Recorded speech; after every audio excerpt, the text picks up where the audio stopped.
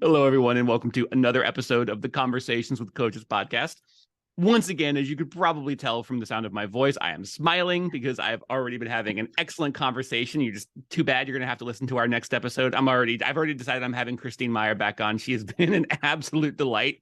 It was honestly just an effort to keep reminding myself that this needed to be recorded. I just wanted to keep talking with her. So we're going to continue the conversation here for your benefit as well.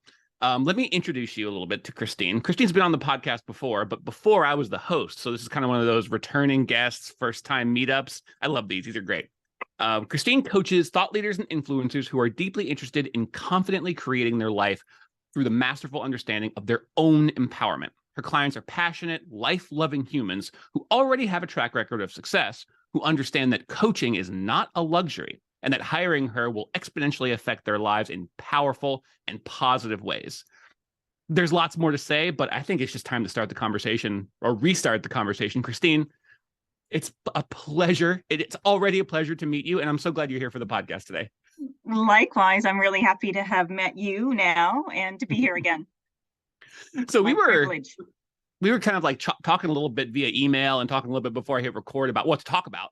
And a lot of times when I first meet a coach, I like to dig into their biography, like how they got their start as a coach, what their coaching practice is like. But since you've already been on before and kind of talked about that, and the conversation will probably go there naturally anyway, but we were noodling on a topic that since you laid it on me, I found it continually fascinating. And it's the idea of one's thoughts, a person's thoughts being their reservations for the future. And I've been thinking about all the different concepts and analogies to pull from that. So why don't you start talking about how that line, that concept informs your coaching, and let's just continue our back and forth. Well, it informs my coaching in every single sense of the word, because that's really what I am always imparting to my clients, and also what I remind myself of in my own life. I coach others, but I'm also coaching myself constantly and reminding myself of what my mood and attitude, asking myself what my mood and attitude is in this moment and what kind of reservation I'm making in the future. And so what I mean by your thoughts are like making a reservation into your future is really that your thoughts, the power that you have is now, and what you're thinking about and speaking about right now is perpetuating something, is in the process of creating something. And so we often, there's so much to observe out in the world, good and bad, air quotes here, good and bad, positive and negative. And there's so much to observe in our own lives and in the lives of others that are close to us. And oftentimes the conversation goes to what's not working. The conversation goes to what you're having an issue with. The conversation goes to the things that you want to improve, but you're actually complaining about. And so when you want to take a trip, when you want to take a vacation, you would clickety click, click, click on your computer and make a reservation for where you want to go, the time that you want to go, and the places that you want to see possibly while you're there. And your thoughts are the same. Your thoughts are making a future reservation for you. And the more you talk about it, the more you think about it, the more you're perpetuating it, and the more you're guaranteeing that event to happen. And so I like to ask, what kind of reservation are you making? If you want to go to a beautiful restaurant, you're not going to physically make the reservation at a restaurant that you don't want to go to. You are going to take the time to make the reservation for where you want to go. So my question is, why aren't we doing that more deliberately with our thoughts and our attention? Absolutely. It's a way to make something that a lot of people have trouble really wrapping their minds around, really getting their hands on is probably a better way to say it, because it makes it tangible. A lot of times when you're thinking about your thoughts, I mean, just think about that phrase I just uttered, thinking about your thoughts. It gets very philosophical when you start to encounter it at the beginning. And I think it's such an important element of what coaching really does provide, is it takes some of those things that are, at least for you, in some ways, for a person, a little intangible, or at least hard to get their hands on, their minds around, to really grapple with or manipulate or move in the way that they wanted to move it. And that's such a perfect analogy. Like I said, I've been loving it ever since you first shared it with me, because it really does, it brings it into something that people have an experience with. They're like, oh, I understand what that feels like. when I make the wrong reservation, or I make the reservation for, a place named blank, and there's this other place that's like one letter different, and whoops, I mixed up the reservations, and now I'm at this restaurant instead of that one. I just loved like all the different kind of tangible, it's like, whoops, I wasn't very intentional. Maybe I kind of like didn't think about this. Maybe I didn't think it through. Maybe I didn't read the reviews, and I've ended up with an experience I ultimately didn't want. How can I avoid that in the future? I'll read the reviews. I'll do the research. Maybe I'll call ahead to make sure all the different ways in which you've experienced that disappointment of a failed reservation or a subpar experience. And then just thinking about how your thoughts are doing that for you when you're setting your goals, when you're setting yourself up, when you're allowing yourself to think or dwell in certain ways, you're making a reservation for a future place that you might not want to be. A future moment. Yeah. Yeah. And I like to introduce at this place in the conversation also, it's about what kind of reservations are you making with your kids? What kind of reservations are you making with your partner? What kind of reservations are you making with your business? What kind of reservations are you making with yourself in terms of moving through time and how you feel about aging? Again, air quotes. And so there are all kinds of future reservations that you're making about your day-to-day interactions and things that you think about that you're not going to like, that you're not taking any time to really ask yourself, do I like this reservation? Do I like what I'm creating in my future? Do I like what I'm experiencing now? And I like to think of in terms of avoiding something, because anything that you think about, you're not avoiding it, you're including it. Okay. And so what kind of future reservations do you want to make with your relationships with your kids? If you're talking about your kids in a particular way and talking about how much they're misbehaving or what crappy grades they're getting or though some of those things are realities, right? Some of those things are things that you are experiencing, but at some point you have to get off of the problem focus, the things that you're hung up on, and start imagining and feeling for and creating more of that which you do want in your now. Because ultimately the more you talk about it, the more propensity you have to talk about it, and the easier it becomes to talk about it. And so you're carving a well-worn path to that future reservation. So I'd love to hear what this idea intrigued you. I'd love to hear more how you understood it, and if you, since our first email about it, how you thought it, what I meant, and how you interpreted it, and if you've applied it for yourself. What was so intriguing to you about this? Yeah, there's kind of a two-part that really like both a sort of a conceptual aspect to it, and then sort of a biological aspect to it, because I think about, and my limited understanding of like neuroscience, for example, and psychology, and the way certain thoughts and the way the brain works, where certain pathways can become more readily capable of passing energy, light, thought, actual like the brain synapses, the more that they're used, and how we're just at the beginning of understanding how that works in the human brain, especially around from bigger issues and bigger topics like trauma, post-traumatic stress disorder, addiction, certain like things that we're kind of beginning to understand that concept of the well-worn groove. And that by itself, it's just like that opens up a whole world of human discovery that I love to think about, and I love to see how it applies to my own life and the lives of those I care about and love. And at the same time, it gets me thinking a lot about something, quite frankly, that I do think about and examine quite a bit, and that's intention. Yes. And how like where and how much of a lack of intention, again, even the way I'm talking about it is a little bit vague, and I find that to be an obstacle when trying to communicate with myself as well as with other people about the nature of intention and how it's so important to be living intentionally.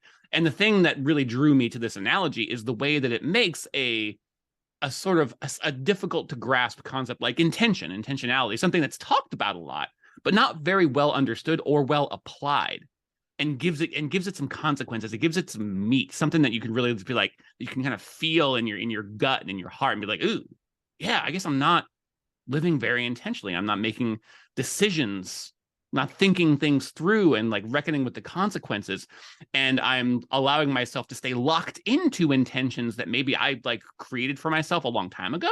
And I just keep doubling down on them, not largely just due to inattention. I'm just allowing them to remain. And that allowance is becoming its own kind of decision, its own kind of intention. And so I'm getting into those grooves. Another word for a groove is getting into those ruts that it's hard for me to hop out of, hard for me to even see that I'm in, because again, my perspective is completely changed by the fact that I'm down in a rut. I'm kind of stuck in a groove. And so when I look around, it's hard to see where I might be going. Whereas when a coach comes in, and this, of course, because my brain always goes to like how a coach can really help you get out of ruts like this. A coach can come into your situation, not in that same rut, see the same things you're seeing, and they also see what the world looks like outside of that rut. And they can look back as you are vulnerable with them, and as you allow them to see into your life, they can look back and say, oh, you've been in this little rut for a while. Here's what I'm seeing. What are you seeing? What are you experiencing? And then the coach comes back with that question. It's like, so what about this? What if you just climbed out of that rut?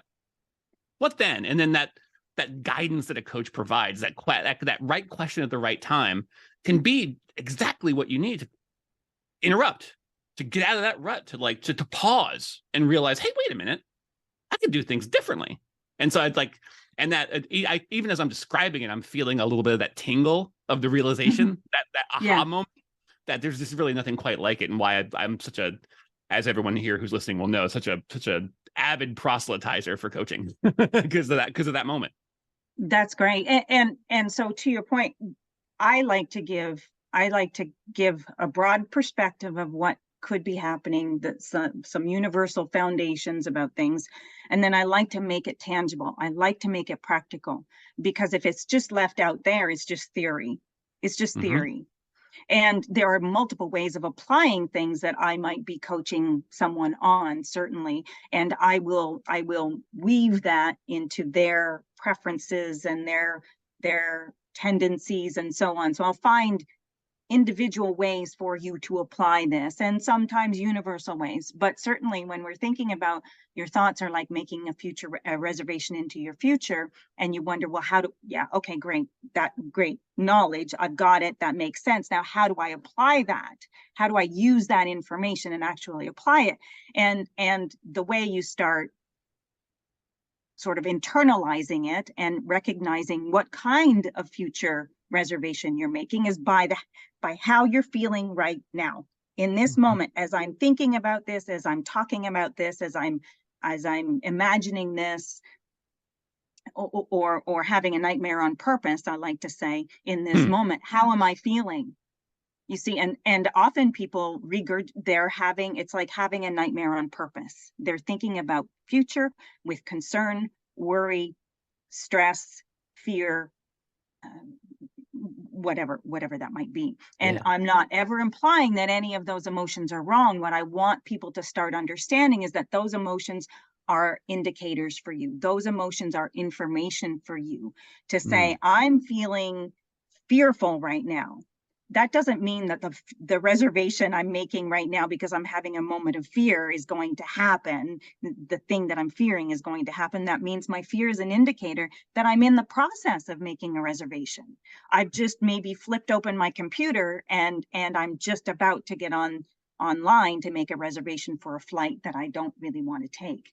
And so I like to have people then start understanding that your emotions are constantly providing you with information about what kind of reservations you're going to make in the future. And if you keep visiting that emotion, if you keep visiting that perspective and feedback of emotion, if you keep visiting that thought and feedback of emotion in the same way consistently, then some things are going to start coming into your experience that feel like that reservation, that match the reservation you made.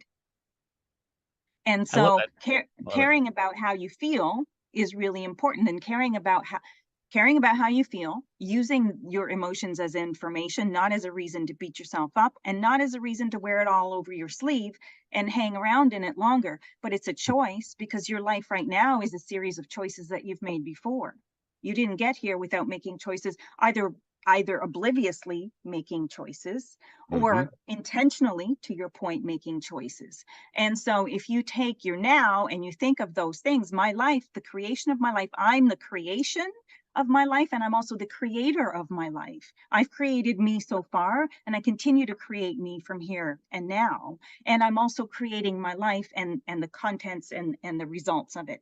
And so if I make how I feel important, I take my emotional guidance feedback, and then I make a decision. Do I want to stay on this reservation? Is this the kind of reservation that I want to make? And if I decide in that moment, well, yeah, it is, because I'm in my rut and I can't get out, then fine. At least I have the understanding that if I continue this, I'm making that reservation is getting closer. And if I say, no, that's not really what I want, then I can start. Again, some methods of approach would be, all right, then what can I think about right now that feels better than this? How good can I feel? Could I feel better than this? What else could I look at and think about that feels better? So you start asking yourself, I wrote some questions down. How happy can I be? How good can I feel? What feels good to think about right now? What can I remember from my past that feels good? What can I think about into my future that I'm looking forward to? And the other day I gave this analogy of sunshine, clouds, and rainbows. And there's a sort of a practical application, what we were just talking about in terms of understanding how you feel. If you sit in your now and I ask you to pick a subject that feels like sunshine.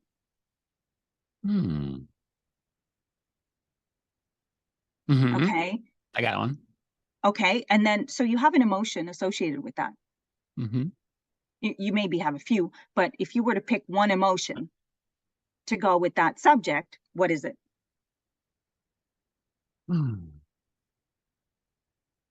Affection is the first word that came to mind, but it's not strong enough. It's sort of just a warm compassion. I was thinking about my love of animals and how. Well, I was thinking what came across was love. Yeah. That I think I veered away from that word because of how overused. You're right. It's very much overused and used in the wrong context and misunderstood. I love you so much, I'm really worried about you. That can't be possible. That was a great example. Okay. Yeah. So then the cloud, I ask you to think of a subject that feels like a cloud. It's okay if you don't have one. Yeah, I've got one. Yeah. And then one feeling word associated with that cloud. First word that came to mind was I'm willing to share. First word that came to mind was confusion. Okay. And then resentment comes right after that, which is interesting. That's interesting. Okay, that's interesting. You've been in a loop of confusion, and then you keep and so you resent your confusion. All right, so we've got that. All right, then rainbow, something that you're looking forward to in your future, a subject, an event, that kind of thing. Something that you're looking forward to in your future, and what what emotion do you have around that? Ooh. An active hope with a strong feeling of not because hope is like something that I want to be happening in the future. It's something that it's present and future. It's like a vector. And so there's something less passive than hope, something more active than just hope. Anticipation. Something hope in action. And that might be better. Anticipation, eagerness, paired immediately with full eager. There we go. Eager. And I'm thinking about the way this podcast has developed, what it does for me now. And I say that it's a podcast, I mean talking with coaches and all. I'm just like I've drawn so much from it. It's so presently delightful, and it's become something that I look forward to on such a regular basis. I mean, just look at me right now. I'm getting so much out of this conversation completely personally, and I'm just there's so much about it that I love, and it's just like whenever I think about it, I just think of this. Honestly, I thought of the arc of a rainbow, and it was just like how the way it arcs forward. That's exactly what it made me feel. Okay, so the point of what I just had you do really is to blend it with what we were just talking about in terms of making a reservation for your future, and then how you know what you're reserving in your future by paying attention to how you're feeling. So I wanted to demonstrate to you that your thought about the sunshine felt good, that sunshine subject. Your thought about the cloud subject didn't feel good. Your thought about the rainbow subject felt good. And so that, as a demonstration to where your thoughts are going, you're having feeling responses to all of those things. And that subject where you feel confusion, the idea, certainly my approach and my offering here is that you don't spend a whole lot of time thinking about that subject because it causes you confusion. And a lot of people want to get on that subject and say, well, I want clarity about that subject, or that's not usually what comes out of their mouth. What they're doing is saying, I'm so confused, I'm so confused, I'm so confused, I can't figure it out. Why haven't I been able to figure it out? And this goes on perpetually in motion. And so as you do that, you are, in essence, making more reservations in your future about that subject in confusion. So you say, well, how do I get out of the confusion? I say, well, think about your rainbow or think about your sunshine. And yeah, but I'm not addressing the confusion. I know, we'll get there. Because if you think enough about your rainbow and or your sunshine, then that has to elevate you, that has to lift you out of your rut, to help you access thoughts that are not feeling so confusing, so and into the loop of resentment thereafter. And so that's the idea, to recognize that wherever your thoughts go, you are having a feeling response, and you want to start recognizing where your landmines are, so that you again, we're not gaslighting anything. We're not saying ignoring how you feel. In fact, we're taking the most important feedback that you can ever get for yourself, which are your emotions, and saying, that's a landmine right now. Let's not go there. Because again, let's do an analogy. You wouldn't purposely walk into a landmine, would you? No. No. And sometimes if you're not too far into the rut that you're usually in relative to that subject, then you can say, all right, well, I just asked myself how I'm feeling, and I'm recognizing the confusion is there, but I didn't get really going on it in this moment. Is there something, to the questions that I was saying earlier, is there something that I can think about this, whatever this subject is, that feels slightly better? Well, yeah, I'm not confused about it at all the time. That's a little bit better. And that's all I'm ever asking anyone to do, is that little bit. Okay, well, so I'm not confused about it all the time. And I found myself confused about it for a while, but you know what? There have been other subjects in my life where I was confused and I am no longer. And so I see that staying in this perpetual motion of confusion and focusing on it from that vantage point is not really helpful to me. And so I'm kind of, actually, now that I'm thinking about it, I'm kind of feeling hopeful that this confusion too, this too shall pass. What's for lunch now? Like, then off you go, right? Off you go. Where's my coffee? Whatever. Off you go. But you made that effort, that little effort to shift that into a better feeling place, was extremely productive. Nothing has changed. Your thing hasn't been solved. We didn't come up with a solution. We didn't make it go away or anything. But you showed yourself that through your focus, you can affect how you feel, and you can shift how you feel, and you can start making more of those future reservations that you want, period. I have so many more things that I want to talk about with you, because this has been, I looked up at the clock while we were doing this, and I realized I've been both a good and a bad host, because we've been talking for 45 minutes already. And for 25 on the recording, I just completely lost track of time in all the right ways. And if it wasn't already sealed, you weren't snoring.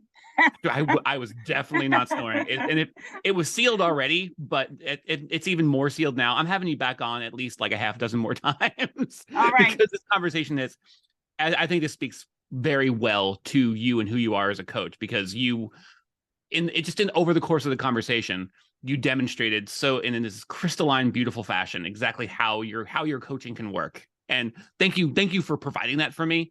Giving me the opportunity to submit to it, because it was really just like, oh, okay, we're going this way. This is great. I'm going to lean into it.